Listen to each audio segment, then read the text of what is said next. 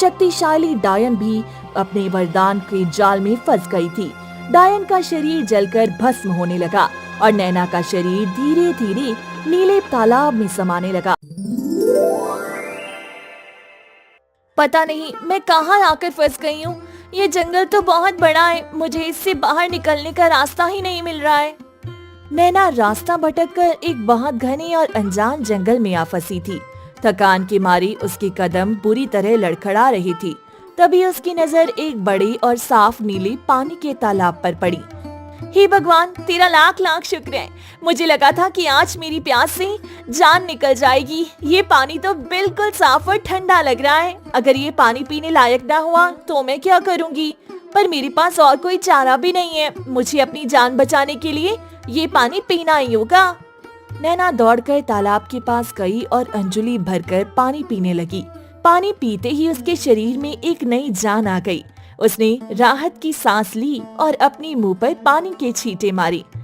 आज अगर ये तालाब नहीं मिलता तो तेरा बचना नामुमकिन था। पानी कितना मीठा है इसका। थोड़ा मुंह हाथ धो लेती हूँ तो थकान कम हो जाएगी। घर पर सब मेरे लिए परेशान हो रहे होंगे। मुझे जल्दी से थोड़ा आराम करके यहाँ से निकलने का रास्ता खोजना चाहिए। सूरज ढलने से पहले मुझे गांव पहुँचना है। नैना ने पानी अपने पैर पर डाला। अचानक पानी के बीचों बीच एक तेज भंवरा उठा। पानी पूरी ताकत से गोल घूमने लगा। नैना ये देखकर बुरी तरह घबरा गई और पीछे हट गई। ये क्या हो रहा है? पानी अचानक ऐसे गोल क्यों घूमने लगा? मुझे यहाँ से दूर हटना चाहिए। इस जंगल में जरूर कुछ गड़बड़ है। मुझे बिना आराम किए यहाँ से भाग जाना चाहिए। कहीं ये कोई जंगली जानवर तो नहीं है? भंवर के बीच से अचानक एक बेहद खूबसूरत जलपरी बाहर निकली। उसकी त्वचा चमक रही थी और उसके बाल पानी पर तैर रहे थे। नैना उसे देख डर के मारे कांपने लगी। डरो मत लड़की, मैं तुम्हें कोई नुकसान नहीं पहुंचाऊंगी। तुम इस भयानक जंगल में अकेली क्या कर रही हो? आप कौन है और आप पानी के अंदर से कैसे निकली? मुझे छोड़ दीजिए। मैंने आपके तालाब का बस थोड़ा सा ही पानी लिया है। मैंने कहा ना, मैं तुम्हारी दुश्मन नहीं हूँ। ये जंगल इंसानों के लिए सुरक्षित नहीं है, लेकिन तुम बहुत भाग्यशाली हो जो यहाँ तक सुरक्षित पहुँच गई।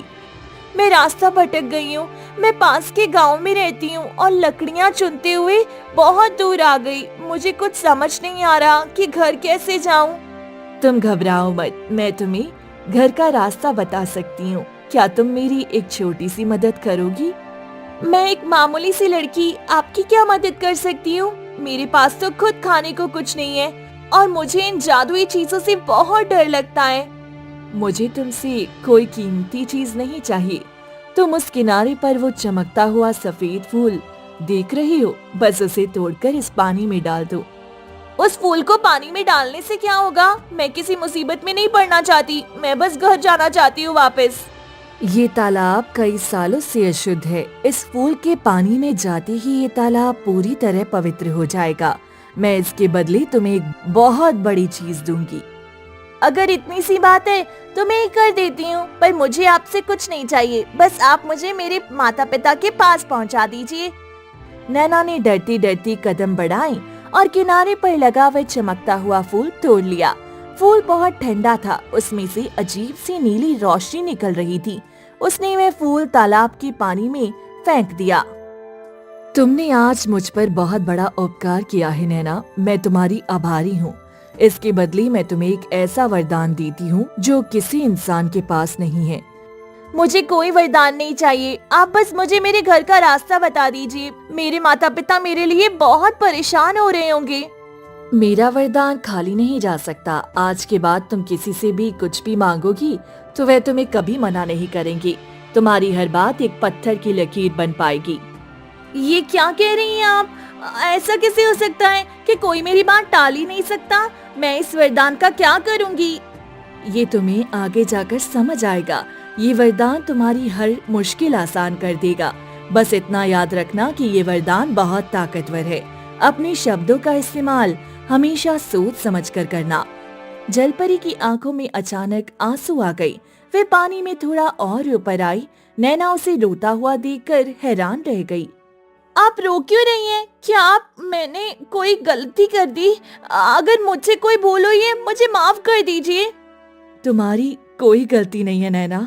मुझे अपने पुराने दिन याद आ गई। सैकड़ों साल पहले मैं भी तुम्हारी तरह एक साधारण इंसान हुआ करती थी। इंसान? तो फिर आप इस जंगल के तालाब में जलपरी कैसे बन गई? आपके साथ ऐसा क्या हुआ था जो आपको ये रूप मिला? एक खूंखार जादूगर ने मुझे श्राप देकर जलपरी बना दिया। उसने मुझे इस तालाब में कैद कर दिया और कहा कि अब मैं कभी बाहर नहीं जा सकती।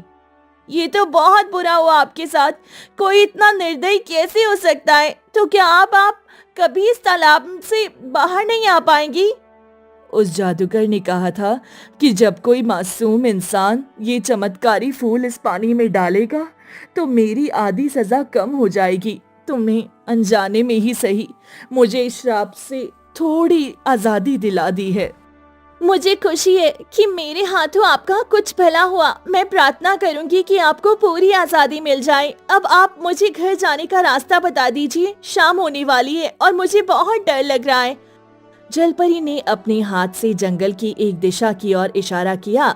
वहां अचानक पेड़ों के बीच से एक पगडंडी उभर आई और उसके सामने आ गई। नैना ने जलपरी को हाथ जोड़कर धन्यवाद कहा। मैं आपकी मदद के लिए कभी नहीं भूलूंगी आपको। आपका बहुत बहुत धन्यवाद। मैं अब चलती हूँ। नैना उस पगडंडी पर तेजी से दौड़ने लगी। कुछ ही देर में वह जंगल से बाहर आ गई और उसे अपना गांव दिखाई देने लगा। वह भागते हुए अपने घर की तरफ आई। माँ, बाबूजी, मैं आ गई। मैं बिल्कुल ठीक हूँ। नैना जैसे ही अपने घर पहुंची, वहां का नजारा देख उसके होश उड़ गए। गांव का क्रूर जमींदार अपने गुंडों के साथ वहां खड़ा था। छोड़ दीजिए इन्हें मालिक, हम आपका पाई पाई चुका देंगे। हम पर थोड़ा रहम खाइए। मेरे पति को मत मारिए। रहम कैसा? तुमने 6 महीने से मेरे कर्जे का 1 रुपया नहीं लौटाया है। आज या तो पैसे निकालो या मैं ये तुम्हारा घर छीन लूंगा। मेरी बेटी सुबह से गायब है मालिक। मुझे उसे ढूंढने जाने दीजिए। मैं कल कहीं से भी पैसों का इंतजाम कर दूंगा। तुम्हारी बेटी मर गई होगी जंगल में। मुझे मेरे पैसों से मतलब है। ए लड़कों, इनका सारा सामान घर से बाहर फेंक दो। नैना ये सब देखकर गुस्से और डर से कांपने लगी। वह दौड़कर अपने पिता के सामने खड़ी हो गई। जमींदार ने उसे देखकर एक गंदी सी मुस्कान दी। मेरे बाबूजी को छोड़ दो और हिम्मत मत करना हमारे घर के सामान को हाथ लगाने की। तुम बहुत बुरे इंसान हो। अरे वाह वाह वाह, तू तो जंगल से जिंदा वापस आ गई। अच्छा, अब तू ही इस घर के बदले मेरे घर में काम करेगी। चल मेरे साथ। मालिक, मेरी बच्ची को छोड़ दो मालिक। मैं तुम्हारे हाथ जोड़ता हूँ। तुम मेरी जान ले लो, पर नैना को हाथ मत लगाना। बाबूजी, आप हाथ मत जोड़िए। मैं कहीं नहीं जाऊंगी। मैं तुमसे कह रही हूँ कि कृपा करके हमारे सारे कर्ज माफ कर दो और आज के बाद कभी हमारे घर की तरफ आंख उठाकर मत देखना। नैना के मुंह से ये बात निकलते ही जमींदार के चेहरे के भाव एकदम बदल गई। उसकी आंखें पूरी तरह से खाली और अजीब सी हो गई। ठीक है, तुम्हारे सारे कर्जे आज से माफ हुए। मैं अब कभी तुम्हारे घर की तरफ नहीं आऊंगा। चलो लड़कों, वापस चलो। जमींदार बिना कुछ कहे चुपचाप पलट गया और अपने गुंडों के साथ चला गया। नैना और उसके माता पिता हैरान रह गई। उस जलपरी का दिया हुआ वरदान सच हो रहा है। मुझे सच में विश्वास नहीं हो रहा। कुछ हफ्ते बीत गई थी। नैना ने अपने वरदान का इस्तेमाल करके अपने परिवार की सारी मुश्किलें दूर कर दी। उसने गांव के साहूकारों से कहकर बहुत सारा पैसा मांग लिया और अब वे एक पक्के मकान में रहती थी। बेटी, तूने तो हमारे दिन ही फेर दिए। मुझे तो अब यकीन भी नहीं होता कि लोग तेरी बात इतनी आसानी से कैसे मान लेते हैं। तू जो मांगती है वो लाकर दे देते हैं। सब भगवान की कृपा है बाबूजी। बस आप लोग अब खुश रहिए। मैंने जिंदगी भर आप लोगों को बहुत तकलीफों में देखा है। लेकिन नैना, मुझे एक बात समझ नहीं आती। जो लोग हमारी तरफ देखते तक नहीं थे वो अब बिल्कुल पत्थर जैसे कैसे हो गए? क्यों हो गए हैं? उनके चेहरे पर ना खुशी दिखती है ना दुख। आप बेकार में चिंता कर रही हैं माँ। हमें अपने हालात सुधरने से मतलब होना चाहिए। लोग क्या कह रहे हैं इसमें हमें क्या। नहीं नैना, मुझे बहुत घबराहट होती है। कल जब तूने साहूकार से अनाज मांगा था तो उसकी आंखें बिल्कुल मुर्दे जैसी लग रही थी। ये सब सही नहीं लग रहा मुझे। आप खुद ही सोचिए माँ, अगर हम गरीब रहते तो क्या वो लोग हमारी मदद करते। मैंने बस अपना हक मांगा है, आप इन बातों को भूल जाइए। उसी रात नैना का छोटा भाई रोहन अचानक बहुत तेज बुखार से तड़पने लगा। उसका शरीर आग की तरह जल रहा था।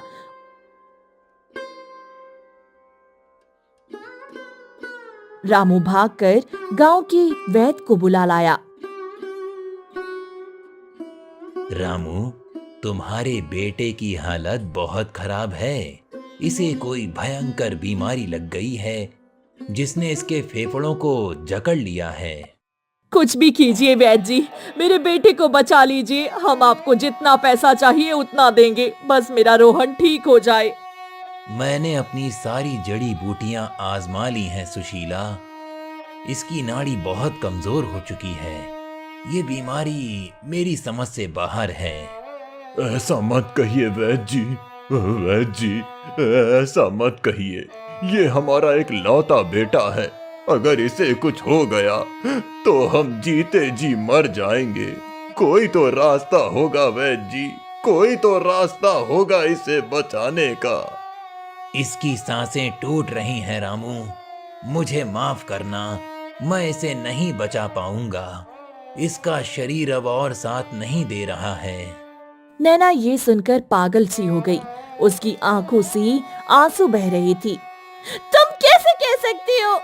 अरे तुम एक वैद्य हो, तुम्हारा काम लोगों की जान बचाना है। तुम्हें मेरे भाई को ठीक करना ही होगा।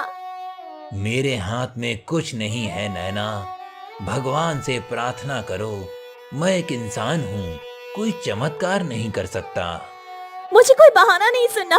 मैंने तुम्हें यहाँ इसकी जान बचाने के लिए बुलाया है। तुम्हें मेरे भाई को ठीक करना ही होगा, चाहे इसके लिए तुम्हें अपनी जान ही क्यों ना देनी पड़े। मेरे भाई की सांसें वापस लाओ, उसे जिंदा करो।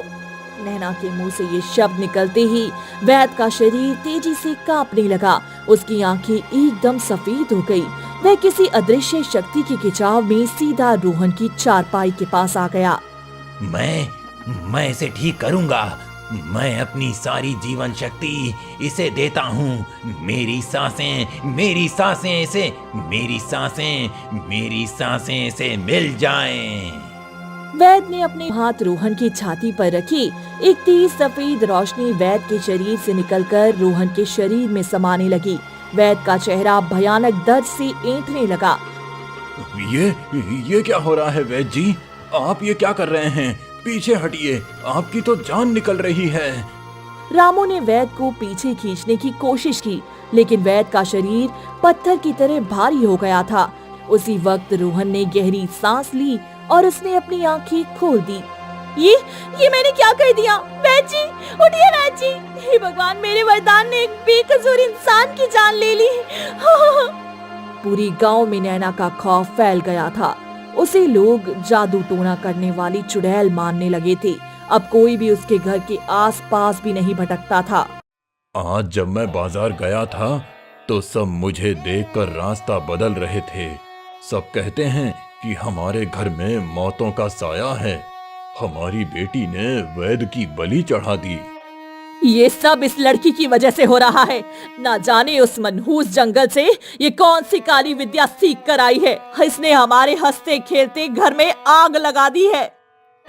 मुझे तो डर लगता है सुशीला, गांव वाले कहीं भड़क कर हमारे घर ही को आग ना लगा दें। हमें इस गांव को छोड़कर कहीं और चले जाना चाहिए। हम अपना घर क्यों छोड़े? गलती इस लड़की की है। इसी ने वैद्य की जान दी है। इसके लालच ने हमें कहीं मुंह दिखाने लायक नहीं छोड़ा। नैना एक कोने में बैठी सब सुन रही थी। वह अपनी इस नई ताकत से खुद बहुत डरी हुई थी। वह चुपचाप उठी और अपनी माँ के पास गई। माँ, आप ऐसा क्यों कह रही हैं? मैंने जो भी किया हमारे लिए ही तो किया। मैं रोहन को मरते हुए नहीं देख सकती थी।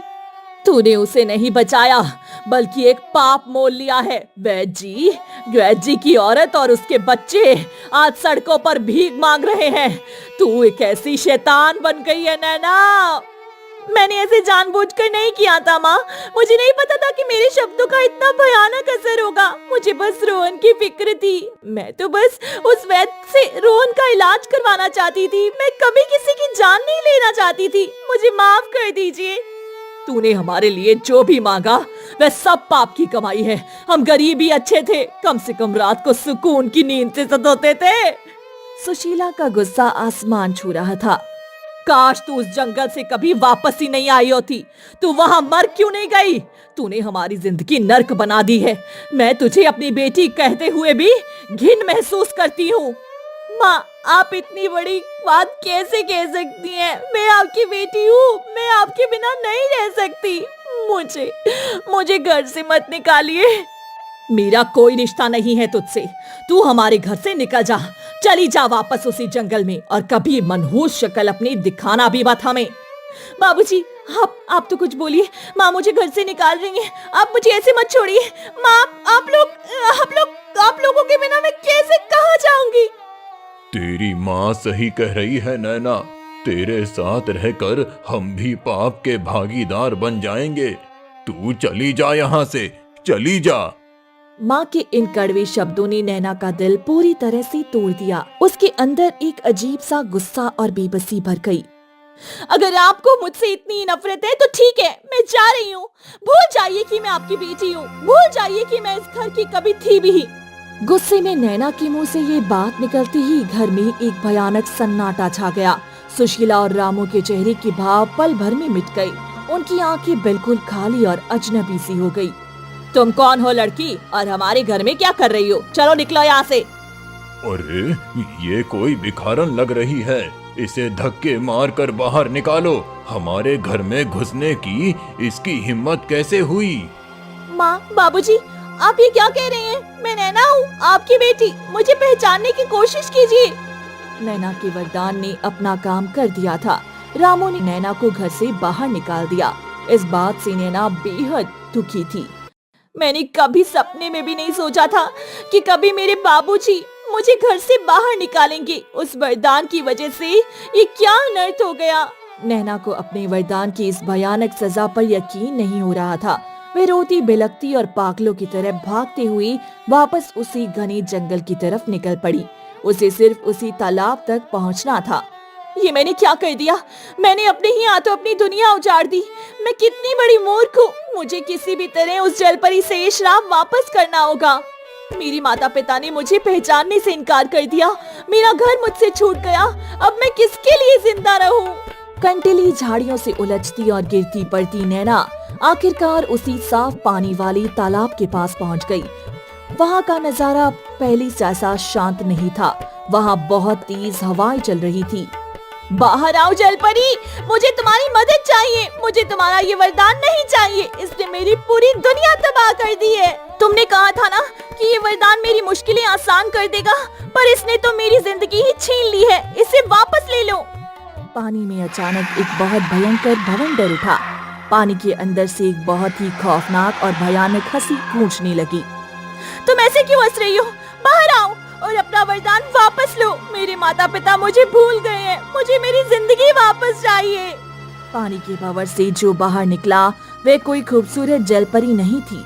वह एक बहुत ही डरावनी और सड़ी हुई चमड़ी वाली जल पिशाचनी थी। उसके दांत नुकीले थे और आंखें खून की तरह लाल थी। मूर्ख लड़की, तू सच में बहुत बड़ी बेवकूफ है। तूने सोचा कि मैं तेरी मदद करना चाहती थी। मैंने तुझे वरदान नहीं बल्कि एक श्राप दिया था। तुम कौन हो?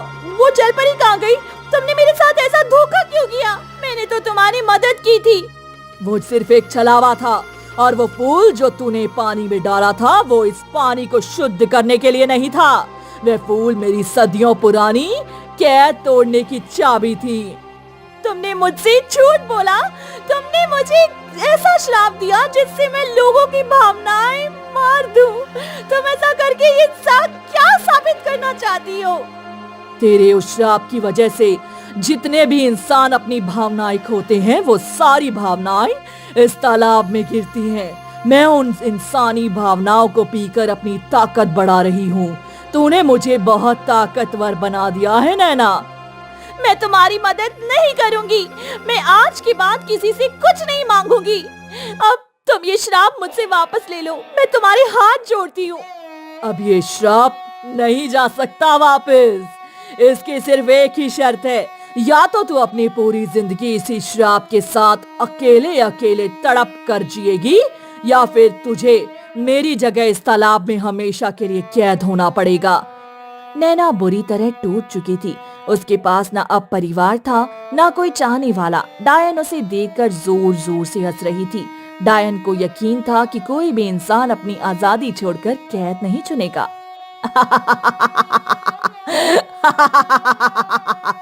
मैं अकेले इस दुनिया में जीकर क्या करूंगी, जहाँ मेरे अपने ही मुझे नहीं पहचानते। मेरी जिंदगी में अब कोई उम्मीद नहीं बची है। तो लौट जा उसी दुनिया में और रो रो कर अपनी जिंदगी काट। मुझे तो वैसे भी तेरी भावनाओं से कोई मतलब नहीं है। रुको, मेरे पास अब भी मेरा वरदान बाकी है। मैं तुमसे मांगती हूँ कि तुम मेरे गांव के लोगों और मेरे माता पिता की यादें और भावनाएं वापस लौटा दो। तू ये क्या बकवास कर रही है? तू मुझसे कुछ नहीं मांग सकती। मेरी शक्तियों के सामने तेरी कोई औकात नहीं है। मेरा वरदान है कि कोई भी मेरी बात टाल नहीं सकता, तुम भी नहीं। लोगों की भावनाएं वापस लौटाओ और इसके बदले में खुशी खुशी तुम्हारी जगह इस तालाब की कैद स्वीकार करती हूँ। नैना के ऐसा कहते ही डायन का शरीर भयानक दर्द से चीखने लगा। वह शक्तिशाली डायन भी अपने वरदान के जाल में फंस गई थी। डायन का शरीर जलकर भस्म होने लगा और नैना का शरीर धीरे धीरे नीले तालाब में समाने लगा। ये क्या हो रहा है मुझे? ऐसा नहीं हो सकता। मेरा ही वरदान मेरे खिलाफ नहीं जा सकता। नैना के उस बलिदान के बाद माता पिता को अपनी नैना याद आ गई थी और वैद भी जिंदा होकर अपने घर लौट गया था। लेकिन किसी को भी ये याद नहीं था कि नैना अचानक कहाँ और कैसे गायब हो गई। आज फिर से मेरी बच्ची के बिना ये त्योहार आ गया। ना जाने मेरी नैना किस हाल में होगी। क्या वो कभी लौट कर नहीं आएगी? चुप हो जा सुशीला। शायद भगवान को यही मंजूर था। हमने उसे हर जगह ढूंढ लिया, लेकिन उसका कोई पता नहीं चला। हमें उसे भूल जाना चाहिए। एक माँ का दिल कैसे भूल सकता है रामू? मुझे अंदर से महसूस होता है कि उसने हमारे लिए कुछ बहुत बड़ा किया है। वो जहाँ भी होगी बस सलामत रहे। समय बहुत तेजी से बीतता गया। माता पिता अपनी उम्र पूरी करके इस दुनिया से चले गए, लेकिन रोहन, जो एक बहादुर और समझदार नौजवान बन चुका था, अपनी बहन को कभी नहीं भूल पाया। काका, मुझे फिर से वही सपना आया है। एक नीले पानी का तालाब है और उसमें रोती हुई एक जलपरी। मुझे यकीन है कि वो मेरी दीदी नैना ही है। तो पागल हो गया है रोहन। वो सब सिर्फ एक सपना है। तेरी बहन को मरे हुए 20 वर्ष बीत गए हैं। तू इन ख्यालों को छोड़ दे, समझा? ये ख्याल नहीं है काका। मुझे अंदर से महसूस होता है कि दीदी मुझे पुकार रही हैं। वो किसी बड़ी मुसीबत में हैं और मुझे उनकी मदद करनी होगी। तू उस घने जंगल में जाने की बेवकूफी मत करना। वहाँ जो भी जाता है कभी लौट कर नहीं आता। तू अपनी जान जोखिम में मत डालना। मैं अपनी जान की परवाह नहीं करता। मैं अपनी दीदी को खोज कर ही रहूंगा, चाहे इसके लिए मुझे पाताल ही क्यों ना जाना पड़े। दीदी ने मेरी जान बचाने के लिए जरूर कोई बहुत बड़ा बलिदान दिया है। मैं उन्हें वहां तड़पता हुआ नहीं छोड़ सकता। मुझे जाना ही होगा। रोहन ने अपना कुछ जरूरी सामान बांधा और अकेले ही उस खूंखार और घने जंगल की ओर निकल पड़ा। उसे बस उस नीले तालाब की खोज करना था जो उसे रोज सपनों में दिखाई देता था। दीदी, मैं आ रहा हूँ। आपने मेरे लिए जो भी बलिदान दिया है, मैं उसे व्यर्थ नहीं जाने दूंगा। मैं आपको घर वापस लेकर आऊंगा दीदी। कई दिनों तक रोहन उस खौफनाक जंगल में बिना खाए पिए भटकता रहा। कंटीली झाड़ियों ने उसके शरीर पर कई घाव कर दिए थे, लेकिन उसका हौसला नहीं टूटा। आखिरकार उसे वो जगह मिल ही गई। ये जगह बिल्कुल वैसी ही है जैसे मेरे सपनों में आती है। ये वही नीला तालाब है। दीदी, नैना दीदी, क्या आप यहाँ हैं? मुझे जवाब दीजिए। नैना दीदी। रोहन की आवाज सुनकर तालाब के पानी में हल्की सी हलचल हुई। पानी के बीच से एक शांत और उदास जलपरी बाहर निकली। उसकी आंखें बिल्कुल नैना जैसी थी। दीदी, ये आप हैं? आपकी ये कैसी हालत हो गई है? आप इंसान से ये जलपरी कैसे बन गई? रोहन, तू यहाँ कैसे आ गया? तुझे यहाँ नहीं आना चाहिए था। तूने बहुत बड़ी गलती कर दी है मेरे भाई। तुरंत यहाँ से भाग जा। मैं आपको यहाँ इस हालत में छोड़कर नहीं जाऊंगा। मैं इतने सालों से आपको ढूंढ रहा था। मैं आपको अपने साथ घर ले जाने आया हूँ। मैं अब कभी वापस नहीं आ सकती रोहन।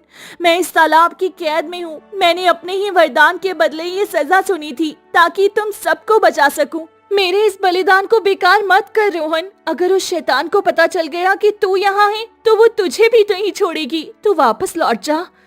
रोहन कुछ और बोल पाता उससे पहले ही कहानी में एक भयानक मोड़ आ गया। तालाब का साफ पानी अचानक उबलने लगा। ये पानी काला क्यों हो रहा है दीदी?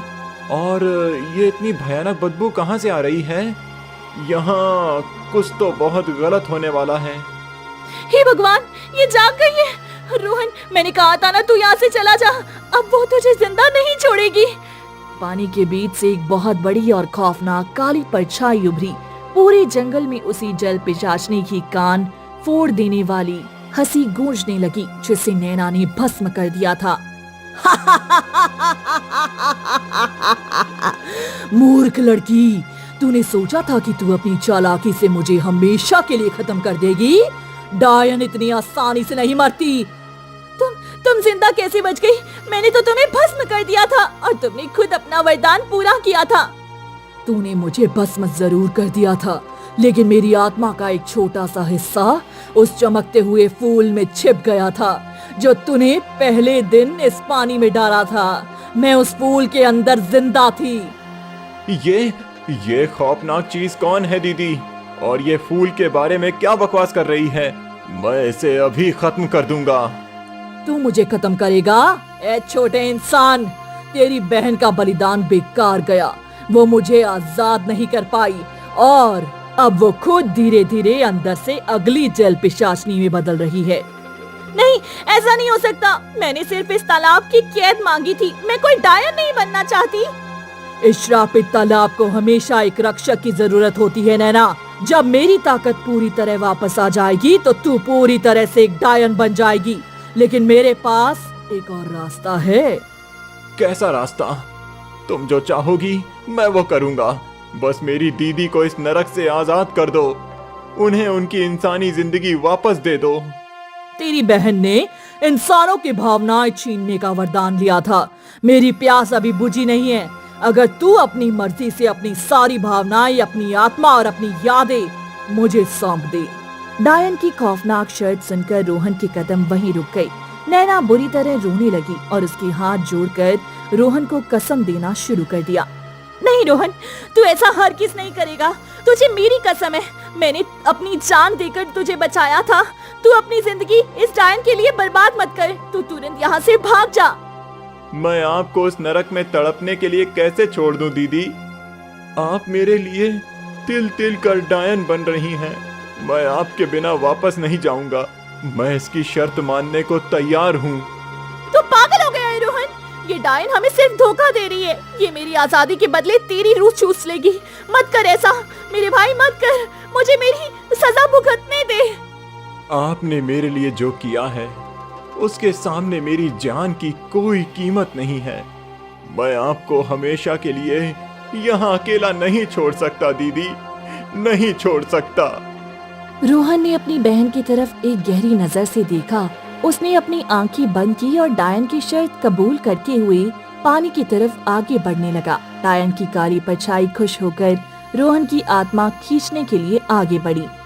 बहुत अच्छे, आओ मेरे पास। अपनी सारी भावनाएं मुझे दे दो। मैं तुम्हें सारी तकलीफों से आजाद कर दूंगी। बस एक बार मेरे पानी को छू लो। रोहन को डायन की बात समझ में आ गई थी कि सारी काली शक्तियों का असली स्रोत वह चमकता हुआ फूल है जो तालाब की तलहटी में छुपा है। मुझे उस फूल तक पहुंचना ही होगा, चाहे मेरी जान ही क्यों न चली जाए। दीदी को आजाद करने का यही एक रास्ता है। नैना अपने भाई को मरते हुए नहीं देख सकती थी। उसने हार नहीं मानी। मैं तुझे कुछ नहीं होने दूंगी रोहन, हिम्मत मत हारना, उस फूल को जड़ से उखाड़ दे मेरे भाई। उसने पूरी ताकत लगाकर तालाब की तलहटी में जमे हुए उस जादुई सफेद फूल को जड़ से उखाड़ लिया और उसे अपने हाथों से 2 टुकड़ों में तोड़ दिया। नहीं, तूने ये क्या कर दिया? मेरी शक्तियाँ, मेरी आत्मा जल रही है, मैं तुझे जिंदा नहीं छोड़ूंगी। फूल टूटते ही एक कान फाड़ देने वाली चीख गूंजी। पानी के ऊपर मंडरा रही डायन की विशाल काली परछाई पल भर में राख बनकर हवा में उड़ गई। जादुई तालाब का काला पानी एकदम साफ और मीठा हो गया। नैना का जल परी का रूप टूट गया और वह वापस एक साधारण इंसान में बदल गई। सालों बाद भाई बहन का इस तरह मिलन हुआ था। रोहन, तू ठीक तो है? तूने कर दिखाया मेरे भाई, तूने उस डायन को हमेशा के लिए खत्म कर दिया। मैंने कहा था ना दीदी, मैं आपको खोज कर ही रहूंगा। अब हमें कोई नहीं रोक सकता। डायन का श्राप हमेशा के लिए खत्म हो गया है, हमेशा के लिए। तू सच में बहुत बड़ा हो गया है रोहन, तूने मेरी और इस पूरी जंगल की जान बचाई है। चल अब घर चलते हैं, मुझे अपने गांव की बहुत याद आ रही है। नैना अब पूरी तरह से आजाद थी। उस घने जंगल से डायन का खौफ हमेशा के लिए खत्म हो चुका था। दोनों भाई बहन जंगल से बाहर निकल आए, एक नई और सच्ची जिंदगी की शुरुआत करने के लिए।